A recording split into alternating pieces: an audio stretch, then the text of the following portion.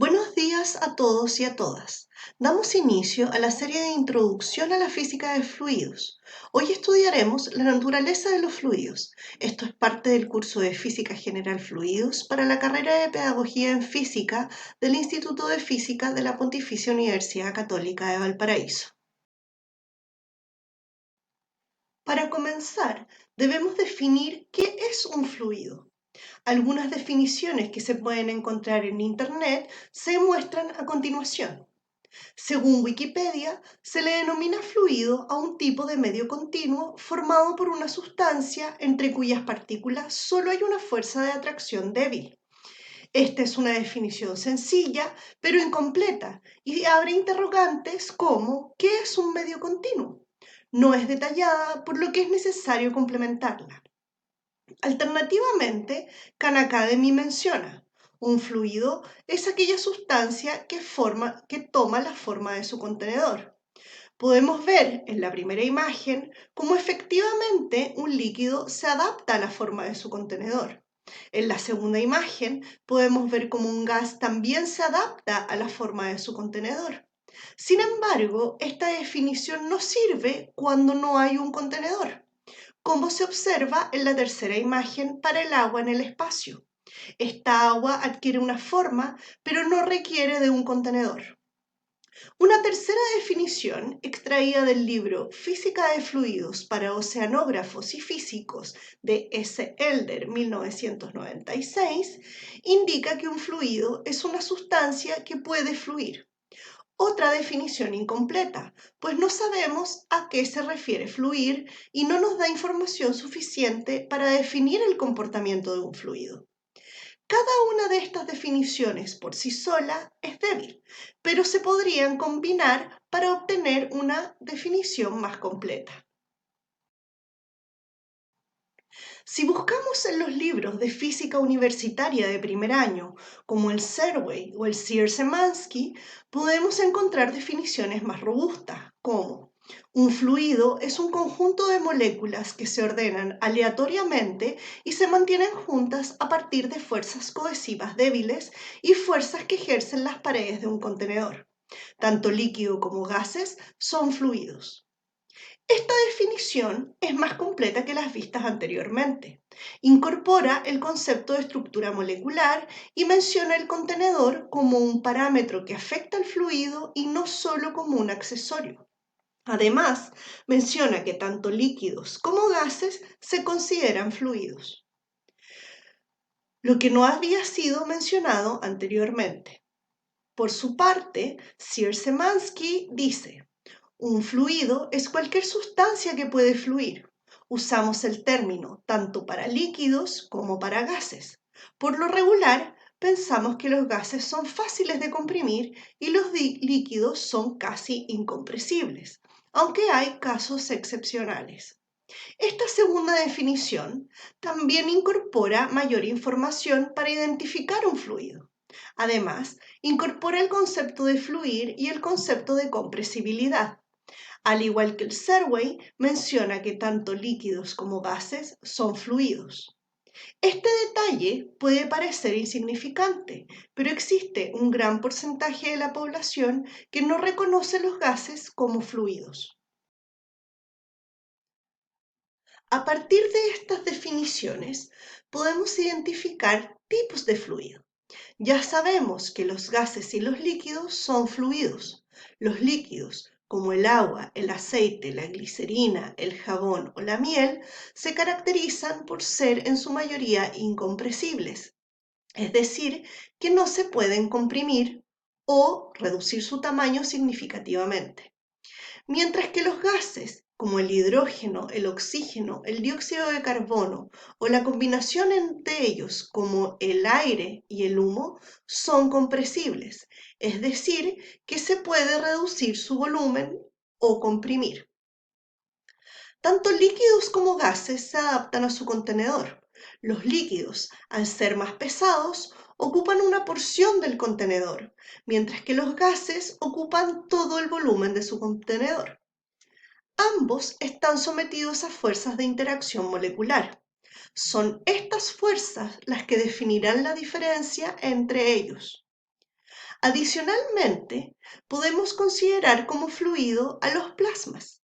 Los plasmas son gases ionizados, es decir, que algunas de sus partículas poseen un exceso de cargas eléctricas positivas o negativas. Al estar cargados eléctricamente, ocurren efectos electromagnéticos en el fluido. Ejemplos de plasmas artificiales son las pantallas de algunos televisores o las lámparas de plasma. Ejemplos de plasmas naturales son los rayos, las auroras australes y boreales, las estrellas y las nebulosas.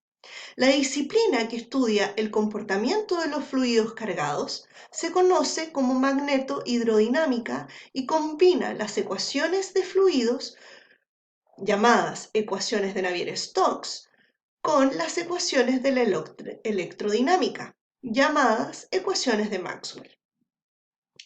¿Por qué es importante estudiar los fluidos? Los fluidos son sumamente importantes de estudiar porque están presentes en todo el entorno que nos rodea. En primer lugar, vivimos sumergidos en un fluido, la atmósfera.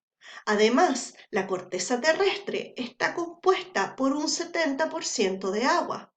E incluso el interior de la Tierra está compuesta por un manto que es roca derretida. Este manto tiene características más complejas que el agua de la superficie, pero se modela como un fluido. Esta composición terrestre equivale a un 84% de fluidos. Por lo tanto, vivimos en una gran bola de fluidos. En segundo lugar, son parte de nuestra vida cotidiana. Los bebemos, los respiramos y nos movemos en ello. Circulan por nuestro cuerpo tanto como sangre u oxígeno. También circulan por el cuerpo de los animales y las plantas. Es decir, todo nuestro sistema, como lo conocemos, funciona a base de fluidos. En tercer lugar, nos transportamos por fluidos. Todos los medios de transporte que conocemos en la actualidad aprovechan las propiedades de los fluidos para poder funcionar y llevarnos de un lugar a otro. Los aviones no se mueven por magia, sino que aprovechan las propiedades del aire para flotar. De la misma forma que los barcos y medios de transporte acuáticos utilizan las propiedades del agua para flotar y moverse en ella.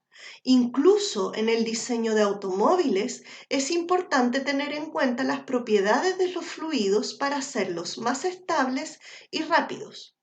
Como resumen, vemos que los fluidos son ubicuos, es decir, que están en todas partes. Forman parte de nuestro día a día y los necesitamos para sobrevivir.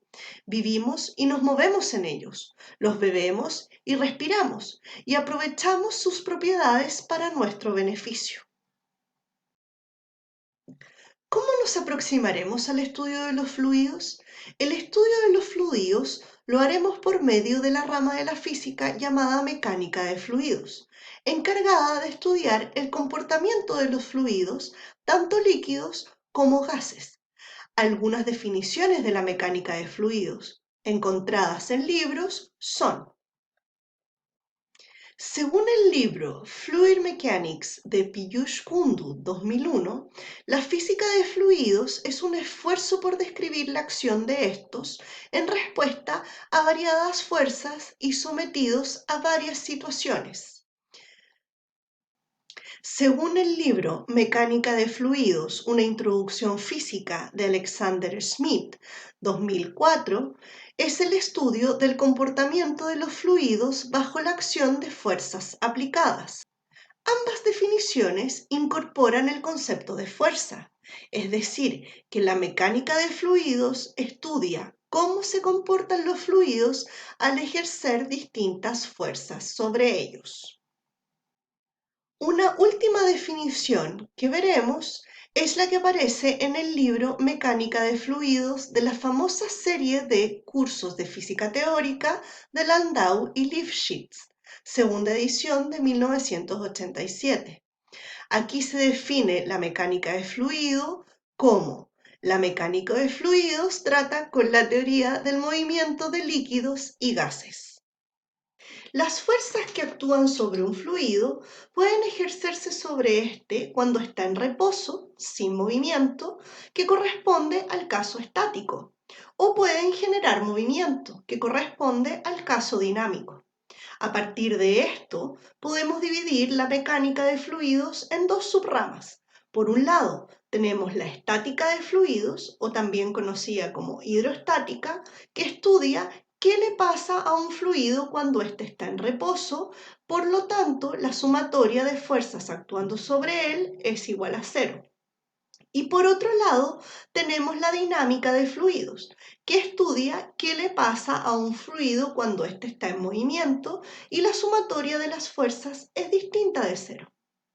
Esta subrama recibe el nombre de hidrodinámica y fue acuñada en 1738 por Daniel Bernoulli en su libro Hidrodinámica para referirse a las fuerzas que actúan sobre un fluido.